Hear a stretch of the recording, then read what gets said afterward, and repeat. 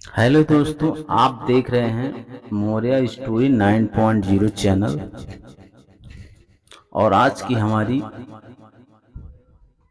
Video है जो होता है अच्छे के लिए होता है, एक प्रेरक कहानी।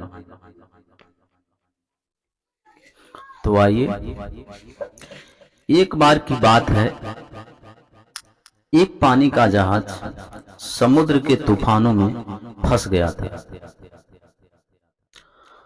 पानी का जहाज और उसके सभी यात्री डूब गए, केवल एक को छोड़कर। ईश्वर की कृपा से वह बच गया और तैरते तैरते छोटे से टापू पर पहुंच गया। वह ईश्वर से प्रार्थना करने लगा, हे ईश्वर, मुझे बचाने के लिए आ जाए, कोई आ जाए। पूरा दिन गुजर गया, पर वहां कोई बचाने के लिए नहीं आया। फिर वह रात को रेत में ही सो गया। दूसरे दिन उसने फिर प्रार्थना किया, पर कोई उसे बचाने के लिए नहीं आया।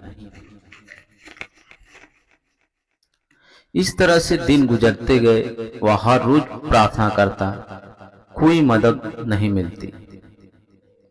एक महीने धीरे धीरे बीतने पर वह वो हार मान चुका था। उसने सारी उम्मीदें खो दी थी और टापू में लकड़ी का झोपड़ा बनाकर रहने लगा। वह नारियल का पानी पीता, जंगल के फल खाता और मछलियों का शिकार कर खाता। एक दिन वह मछली पकाने के लिए चूल्हा जलाया, तब लकड़ियां खत्म हो गई थी। वह लकड़ी लेने के लिए जंगल में बाहर गया और जब वह लौट कर आया तो उसके झोपड़े में आग लग चुकी थी। यह देखकर वह बहुत उदास हुआ और ईश्वर को कोसने लगा। उसने कहा, हे ईश्वर, आप बहुत निर्दयी हो। मैंने मदद मांगी, आपने मदद नहीं भेजा। मैंने रहने के लिए झोपड़ा बनाया, आपने उसे भी जला दिया। ईश्वर, आप बहुत निर्दयी हो। वह पूरा दिन ईश्वर को कोसता रहा। रात हो गई और वह बाहर रेत में ही सो गया। सवेरे जब उसकी नींद खुली तब उसने एक बड़े से पानी जहाज को सामने पाया। उसे अपनी आंखों पर भरोसा नहीं हो रहा था कि कोई उसे बचाने के लिए आ गया है।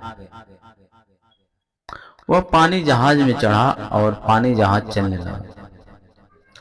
उत्सुकतावश उसने जहाज के कैप्टन से पूछा, आपको कैसे पता चला कि मैं इस सुनसान टापू पर फंसा हूं?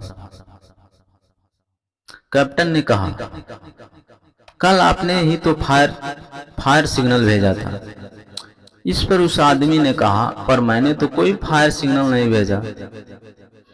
फिर उसे अपने जलते हुए झोपड़ी की याद आई और वह समझ गया।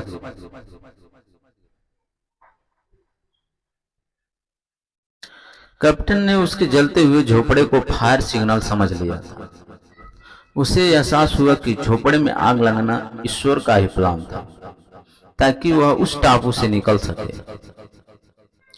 अब वह ईश्वर का शुक्रिया अदा करने लगा। दोस्तों, हम अपनी सीमित बुद्धि से दुनिया को देखते हैं और ईश्वर के प्लान को समझ नहीं पाते। जब भी बुरा वक्त आता है, हम ईश्वर को कोसने लगते हैं, जबकि हमें ईश्वर पर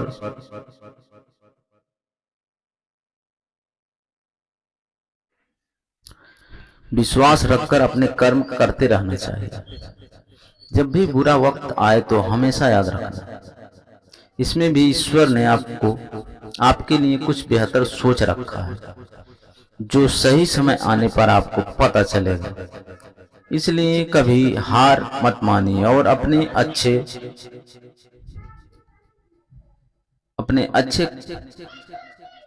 कर्म करते रहिए। तो आज के लिए बस इतना ही, और मिलेंगे नेक्स्ट वीडियो में। तब तक के लिए धन्यवाद।